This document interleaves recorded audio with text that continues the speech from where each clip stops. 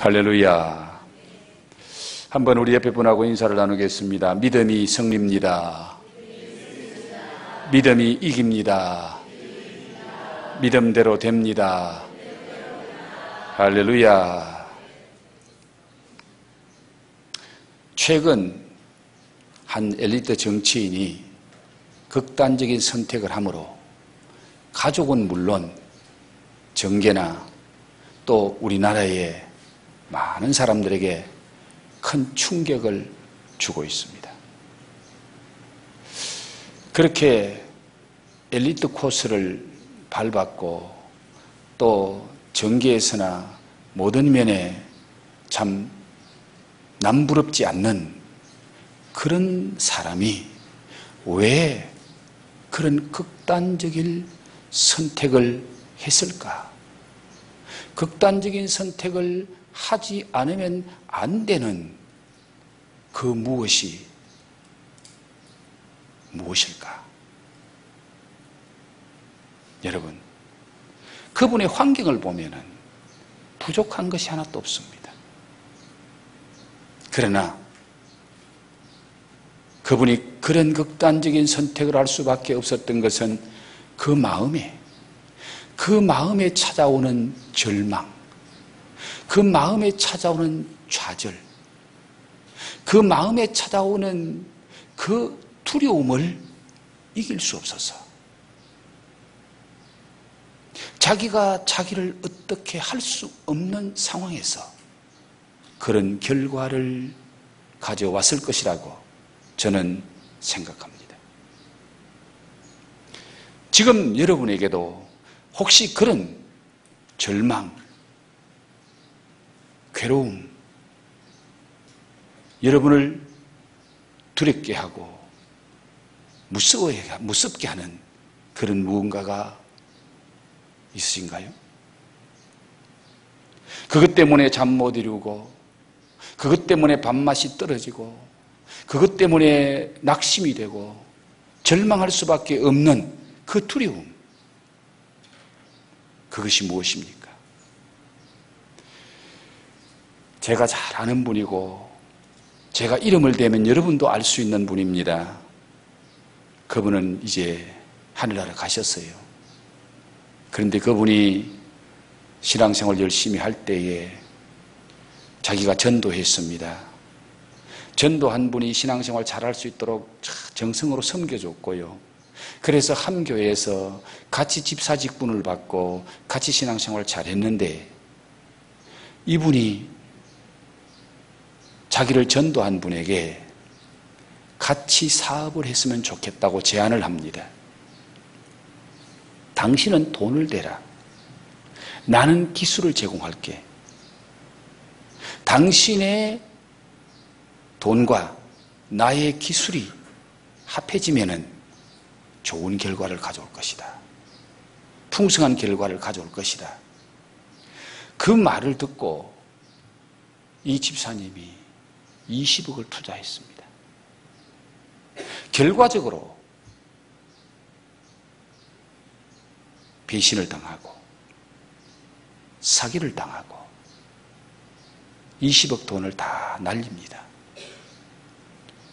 자기가 그렇게 사랑했고 자기가 그렇게 돌봐줬던 그분에게 사기당하고 배신당하니까 잃어버린 물질보다 마음에 큰 충격을 받은 거예요. 마음에 절망감이 찾아오고 두려움이 찾아와서 우울증이 찾아옵니다. 그 우울증 때문에 가족들이 얼마나 힘들었는지 몰라요. 자, 지금 내가 나를 어떻게 할 수 없는 그런 상황, 그런 절망, 그런 두려움이 나에게 찾아올 때에 누군가가 나타나서 내가 그 문제를 다 해결해 줄 테니 두려워하지 말아라. 믿기만 해라. 이렇게 나에게 용기를 주고 희망을 줄 수 있는 그런 사람이 있다면 얼마나 좋겠습니까? 그런데 문제는 그런 사람이 내 곁에 없다는 것입니다. 그러나 오늘 저와 여러분이 함께 읽은 이 본문 말씀은 그런 문제의 해결자 한 분이 계심을, 그분이 누구인지를 우리에게 소개시켜주고 있습니다. 저와 여러분이 함께 읽은 이 말씀의 배경을 잠시 설명드리면, 예수님이 갈릴리 바닷가에서 하늘나라 복음을 전하시고 배를 타고 사랑하는 제자들과 함께 바다를 건너편으로 가다가 광풍을 만나고 큰 어려움을 겪은 후에 바다 건너편에 갔습니다. 그 바다 건너편에 가서 첫 번째로 만난 사람이 또 광인을 만납니다. 쉽게 표현해서 미친 사람을 만나요. 귀신 들려서 제정신이 아닌 사람. 밤낮 무덤가에 머물고 거기서 살면서 고래고래 소리 지르고 얼마나 힘이 센지 사람들이 가까이 할 수도 없고 결박하면 쇠고랑도 깨부숴버리고, 이런 광인을 만나서 예수님께서 말씀으로 그를 정상적인 사람으로 만들어주시고, 그를 정상적인 사람으로 만들어주실 때에 그 주위에 있는 많은 사람들이 예수님을 환영하고 감사하고 그래야 될 텐데, 그 지역 사람들이 예수님을 떠나가라고 말합니다. 예수님은 다시 배를 타고 갈릴리 바다 건너편으로 건너오시죠. 건너오니까 사람들이 또 많이 모여 있습니다.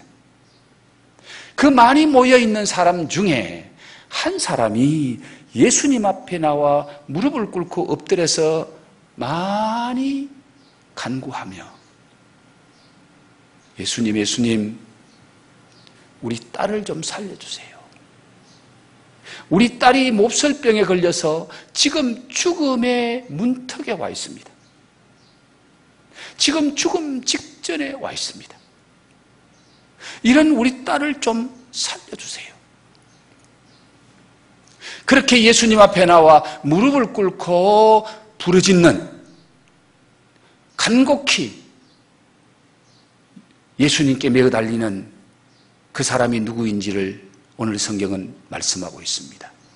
회당장 야이로라는 사람입니다.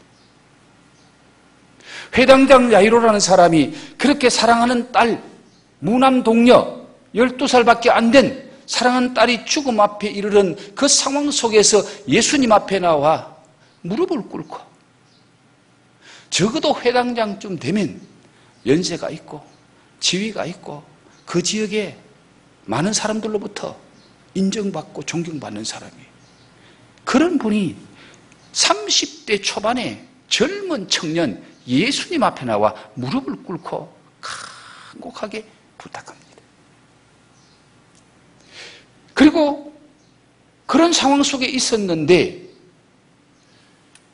이 야이로의 집에서 급하게 사람이 달려오더니 자기 주인에게 말합니다. 주인님, 더 이상 선생님을 괴롭히지 마세요. 상황 종료입니다. 당신의 딸이 방금 죽었습니다. 그러니 더 이상 선생님을 괴롭히지 마세요. 모든 것이 끝났다는 거예요. 그 소리를 옆에서 듣고 있던 예수님이 그 회당장 야이로에게 하신 말씀이 두려워하지 말고 믿기만 하라. 한번 따라합시다. 두려워하지 말고 믿기만 하라. 자, 예수님께서 왜 회당장 야이로에게 두려워하지 말고 믿기만 하라고 말씀하셨을까? 이렇게 말씀하시는 이유가 무엇일까요? 자, 회당장인 야이로는 어떤 믿음의 소유자입니까? 회당장이라는 직책을 좀 알면은 이분이 이런 믿음의 소유자구나라는 것을 우리가 짐작해 볼 수 있습니다. 회당장은 그 지역에 지금 말하면은 종교시설과 문화시설을 같이 겸해서 하는 것이 그 당시에 회당이었고, 지금 말하면 교회와 비슷한데 교회 종교적인 일만 아니라 지역의 다른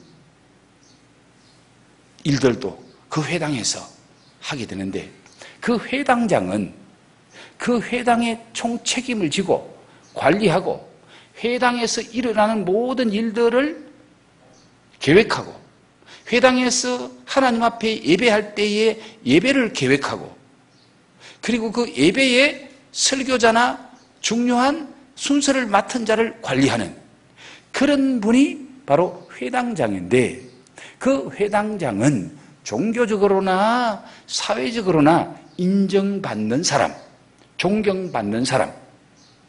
그래서 대부분 그 당시에 장로라고 칭함을 받는 자들이 회당장이 되고, 그리고 그 회당장은 거의 바리새인 중에 회당장이 된다고 해도 과언이 아닙니다. 왜? 그 당시에 종교적인 지도자는 바리새인들이고, 그 바리새인들이 그 모든 것을 지배하고 있었기 때문에. 그런데 그 바리새인들이 예수님을 어떻게 생각합니까? 이단자로 생각합니다. 예수님이 초창기에 회당에 가서 말씀을 좀 전합니다. 그런데 바리새인들이 예수님과 부딪히면서 예수님은 회당에서 쫓겨납니다. 그렇다면 오늘 회당장 야이로는 바리새인일 수 있잖아요. 바리새인은 예수를 이단자로 취급하고 회당에서 쫓아내고 회당에 서지도 못하게 하는 그런 자인데, 그런 회당장이 예수님을 찾아왔다. 예수님 앞에 무릎을 꿇고 간곡하게 부르짖고 부탁한다. 자, 이렇게 생각해 보면은 이 야이로가 회당장으로서 예수님 앞에 나올 수 있는 것은 자신의 모든 명예와 직장과 직위를 다 내려놓지 않고는 예수님께 나올 수 없는 그런 환경에 있는 사람이죠. 그리고 종교적으로나 사회적으로 매장당할 각오를 하지 않고는 예수님께 갈 수 없는 자입니다.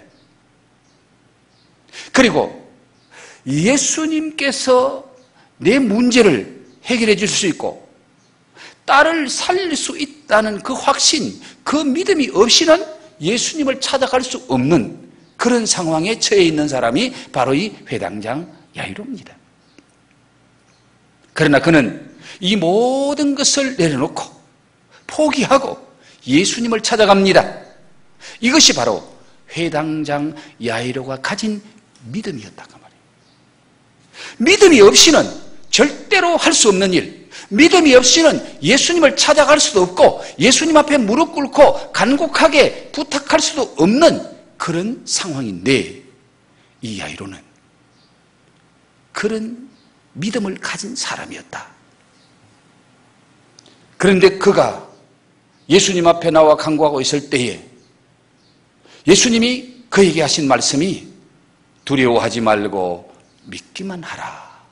두려워하지 말고 믿기만 하라. 라는 말씀을 합니다. 그 의미가 뭘까요? 자, 이런 믿음을 가지고 예수님을 찾아온 회당장 야이로지만은 지금 그 야이로의 믿음이 흔들리고 있습니다. 왜 흔들립니까? 바로 딸이 죽었다는 소식을 들었기 때문입니다. 딸이 죽었다는 비보를 들었기 때문입니다.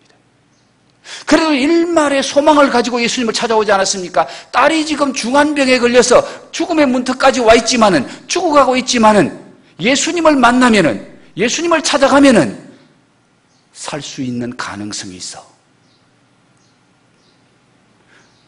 그런 일말의 소망을 가지고 믿음을 가지고 예수님을 찾아왔는데 지금 그 순간은 그 딸이 죽었다는 거예요. 상황 종료. 모든 것이 끝났다. 자, 이런 상황 속에서 이 야이로의 믿음이 흔들리는 거예요. 아, 끝났구나. 내가 예수님 찾아오면 될 줄 알았는데, 예수님께 부탁하면 될 줄 알았는데, 예수님이 우리 집에 와서 사랑하는 딸에게 손 얹고 기도하면 일어날 줄 믿었는데 이제 끝났구나. 절망 속에서 앞이 캄캄해지고 두려움이 엄습해 옵니다. 하나밖에 없는 딸, 그토록 사랑했던 딸이 죽었다. 끝났다.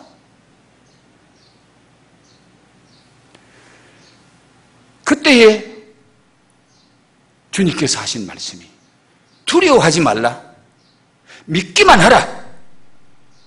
자, 두려워하지 말고 믿기만 하라. 우리 성경에 그렇게 번역되어 있습니다. 그런데 여기에 두 가지 명령이 한꺼번에 겹쳐 있어요. 두려워하지 말라라는 한 말과 믿기만 하라는 말이 합해져서 우리는 두려워하지 말고 믿기만 하라고 되어 있는데 따로 분리되어 있는 거예요. 두려워하지 말라. 예, 명령형이에요. 두려워하지 말라라는 이 말씀 속에는 네 마음 속에 일어나고 있는 그 절망 때문에 두려워하지 말아라. 네 마음 속에 있는 그 절망을 이기고 일어나야 된다. 지금 주님이 그 말씀을 절망차 죽음 앞에서 두려워하고 있는 이 아버지에게 두려워하지 마라. 그리고 나를 믿기만 하라. 나를 믿어라. 라고 말씀하고 있습니다. 이 나를 믿어라 라는 이 말의 의미는 네가 조금 전에 딸이 죽었다는 소리 듣기 전에 가졌던 그 믿음을 지금도 계속 가져라 그 뜻입니다. 네가 나를 찾아올 때 가졌던 믿음, 그 믿음이 지금 흔들리고 있는데 주님께서 그 믿음 계속해서 흔들리지 말고 그 믿음을 가져라. 그 믿음을 붙잡아라. 믿기만 해라. 라고 주님이 말씀하시는 거예요. 자, 이 말씀 속에는 네가 지금 절망적인 두려움을 극복하고 믿음이 흔들리지 않고 나를 믿기만 하면 내가 두려워하는 그 문제, 그 딸의 죽음 내가 해결해 준다. 그 말이에요. 주님께서 그분이 당한 문제, 절망적인 문제, 두려움의 문제를 해결할 수 없는 분이면은 두려워하지 말라, 믿기만 하라. 그 말씀을 하실 수가 없고 하지도 않을 겁니다. 그런데 이 말씀 속에는 네가 두려워하지 않고 계속해서 처음 가졌던 그 믿음, 나를 찾아올 때 가졌던 그 믿음을 붙잡으면, 그 믿음 그대로 가지면, 믿기만 하면 문제는 내가 해결한다. 걱정하지 마라. 그 말씀. 사랑하는 성도 여러분, 여러분에게도 이런 믿음이 있기를 주의 이름으로 축복합니다. 우리의 믿음은 흔들려요. 우리의 믿음은 흔들려요. 쉽게 흔들려요.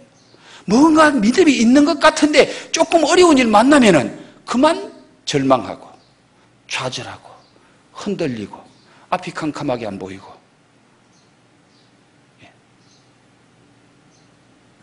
예수님이 정말 내 기도를 들으실까? 하나님이 살아계실까? 믿음이 흔들리는 거예요. 믿음이 흔들려요. 자, 예수님께서 회당장 야이로의 이 죽은 딸을 어떻게 살려주시나요?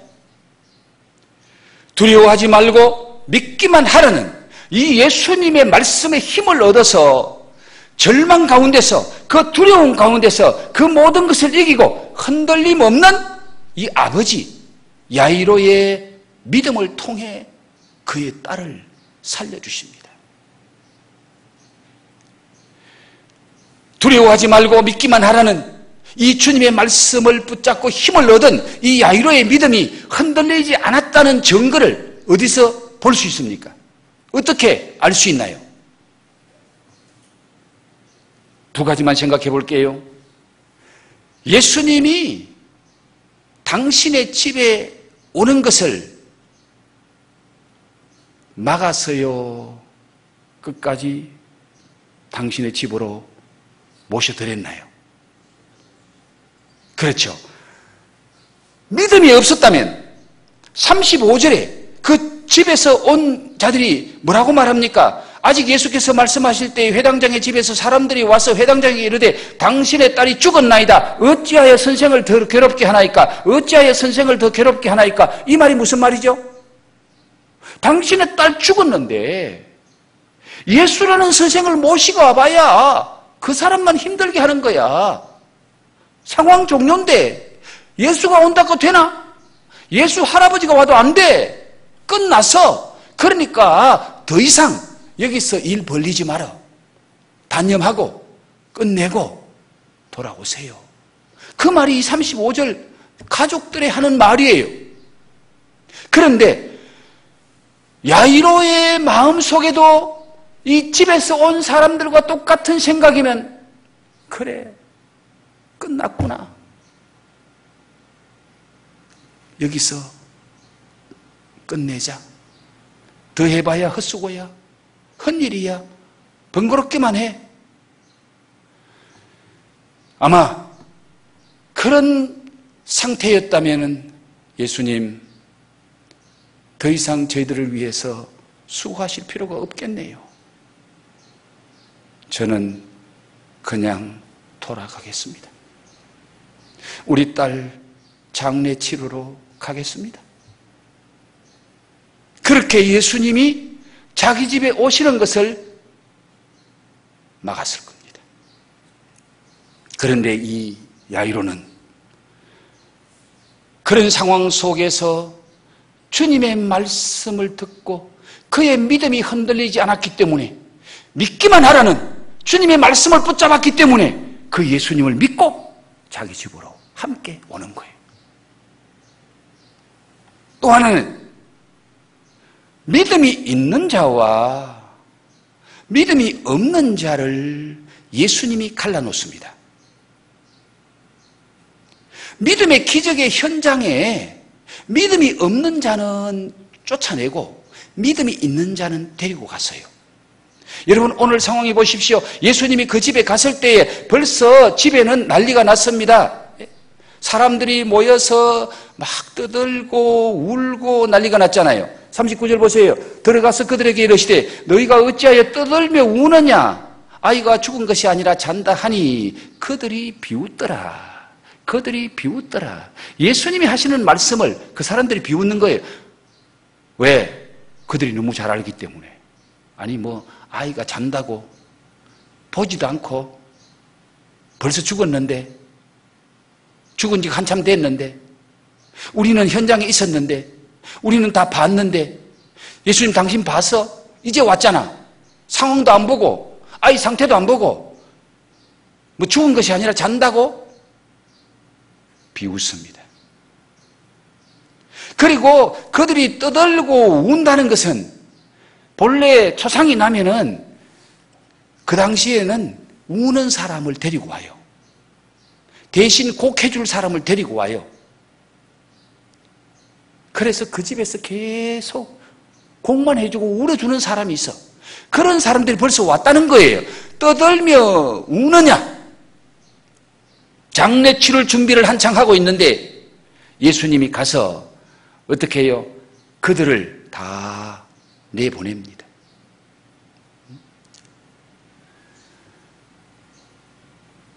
그들을 내보낸 후에 믿음 없는 자, 비웃는 자들을 예수님이 다 밖으로 내보낸 후에 누구와 같이 들어갑니까? 아이 부모와 또 자기와 함께한 자들을 데리고 아이 있는 곳으로 들어가사 그 아이 죽어 있는 그곳에 데리고 들어간 사람은 37절에 보면 세 사람이죠. 베드로, 야고보 형제 요한 외에는 아무도 따라옴을 허락지 아니하더라.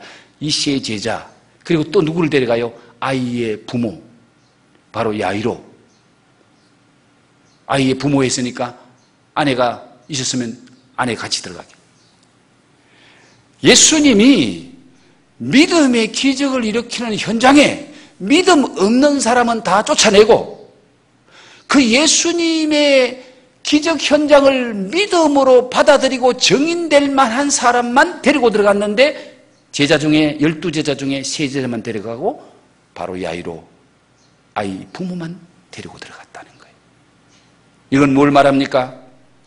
이들에게는 예수님을 믿는 믿음이 있기 때문에 예수님이 기적을 행하는 그 기적의 현장에서 믿음의 정인이 될 뿐만 아니라 믿음으로 믿음에 이르게 하나니, 그들은 비록 적은 믿음일지라도 그 믿음의 기적의 현장에 들어가서 현장을 보면은, 예수님이 기적 일으키는 현장에서 체험하면은 예수님은 그들에게 더 큰 믿음, 더 확실한 믿음을 주시려고 이 믿음 있는 사람 데리고 들어갔는데, 그 중에 야이로를 예수님이 데리고 들어갔다는 겁니다. 로마서 4장 18절에서 사도 바울은 말합니다. 아브라함은 바랄 수 없는 중에 믿음으로 바라고 믿었더니 그를 하나님이 믿음의 조상으로 세우셨다. 바랄 수 없는 중에 아브라함에게 믿음을 주셨더라는 거예요. 야이로의 바랄 수 없는 중에, 야이로의 마음속에 예수님이 믿음을 준 거예요. 딸이 죽었다는 상황 속에서 더 이상 바랄 것이 무엇입니까? 인간적으로 바랄 수 있는 것이 아무것도 없습니다. 그러나 그 야이로의 마음속에 예수님이 믿음을 주시고 믿음의 현장에 데려가심으로, 히브리서 11장 1절, 믿음은 바라는 것들의 뭡니까? 실상이라. 할렐루야. 믿습니까? 믿었더니 바랄 수 없는 것을 믿었더니 바라는 것들의 실상이 앞에 나타나더라는 거예요. 한번 따라합시다. 믿음대로 됩니다. 믿으면 기적이 일어납니다. 두려워하지 말고 믿기만 하세요. 할렐루야. 이 사건을 통해서 우리에게 주시는 메시지가 무엇입니까? 예수님이 누구이신지를 분명하게 알게 합니다.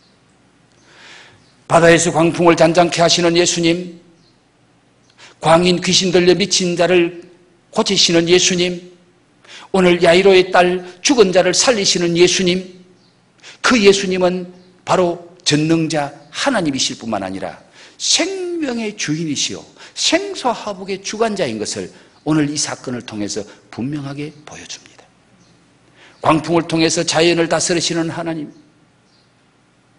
귀신 들려 미친 자를 고치시는 하나님, 영계를 지배하고 다스리시는 하나님 예수님, 그리고 죽은 자를 살리시는 예수님, 생명의 주인이신 예수님, 인간의 죽고 사는 문제를 다루시고 관할하시는 예수님, 생사화복의 주인이신 예수님, 그 예수님을 분명하게 보여주고 믿고 따르도록 역사하십니다. 또 하나는 죽음 앞에서 인간이 할 수 있는 일이 무엇인지를 보여줍니다. 죽음이라는 것은 절망이잖아요. 절망 앞에서, 바랄 수 없는 상황 속에서 인간이 할 수 있는 일은 오직 믿음밖에 없다. 다른 어떤 것도 그 절망 앞에서, 죽음 앞에서 인간이 할 수 있는 일은 아무것도 없는데, 인간이 할 수 있는 딱 하나가 믿음이라는 거예요. 믿음. 오직 믿음. 인간은 절망이지만은, 인간이 할 수 있는 일은 없지만은 하나님을 믿는 믿음을 가지니 하나님의 역사가 시작되더라 그 말이에요. 믿습니까? 여러분, 어떤 절망 앞에서도 두려워하지 마시고 좌절하지 마시고 믿음을 가지시기 바랍니다. 믿기만 하시기 바랍니다. 그때 하나님의 역사가 시작되는 거예요. 인간이 할 수 있는 일은 끝입니다. 더 이상 할 수 있는 일이 아무것도 없습니다. 그러나 믿음을 가진 자를 통해서 하나님의 역사가 그때부터 시작되는 거예요. 또 하나 여기서 얻을 수 있는 교훈은 아버지의 믿음이 딸을 살리는 모습을 보여줍니다. 이 딸이 믿음이 있어서 산 것이 아니죠. 딸은 이미 죽었습니다. 그런데 누구의 믿음을 통해 딸이 살아납니까? 아버지의 믿음. 부모의 믿음이 자녀를 살린다는 겁니다. 선생님의 믿음이 제자를 살리는 거예요. 가정의 믿음이 가족을 살리고 가정을 살린다는 겁니다. 그래서 주 예수를 믿으라. 그리하면 너와 내 집이 구원을 얻으리라. 한 사람은 바로 믿으면 그 집을 하나님이 살리는 거예요. 한 사람이 하나님 앞에 바로 서면 그 사람 통해서 가족을 살리고 가정을 살리고 자식을 살리고 부모를 살리고, 야이로 한 사람 때문에 죽은 딸이 살 뿐만 아니라 가족이 다 사는 거예요. 가족이 다 사는 거예요. 여러분이 확실하게 신앙이 있으면 여러분 가정을 하나님이 살리실 줄 믿습니다. 여러분의 믿음과 여러분의 기도가 자녀를 살리는 거예요. 자녀를 살리는 거예요. 지금 여러분 행사가 진행되고 있습니다. 선생님의 믿음이 제자를 살리는 거예요. 여러분 기도하지 않고 믿음 없이 행사해봐야 아무 의미 없잖아요. 그러나 정말 야이로 같은 그런 믿음, 두려움이 엄습해오지만은 믿기만 하라는 주님의 그 말씀 붙잡고 믿음이 흔들리지 않았던 야이로를 통해서 자식을 살리고 가정을 회복시키고 축복하신 주님, 오늘 저와 여러분을 통해서 죽을 사람도 살릴 줄로 믿습니다. 놀라운 기적의 역사가 일어날 줄로 믿습니다. 이 믿음을 가지고 기도하고 간절히 주님 앞에 엎드리면 역사가 일어납니다. 그래서 오늘 회당장이 예수님을 찾아가서 23절에 보니까 간곡히 구하여 이르되, 간곡히 구하여 이르되 내 어린 딸이 죽게 되었사오니 당신이면 살릴 수 있습니다. 간곡히 구하는 그 믿음의 기도를 통해서 주님이 역사하십니다. 이런 은혜와 축복이 우리 성도들의 가정가정에 있기를 주 이름으로 축복합니다.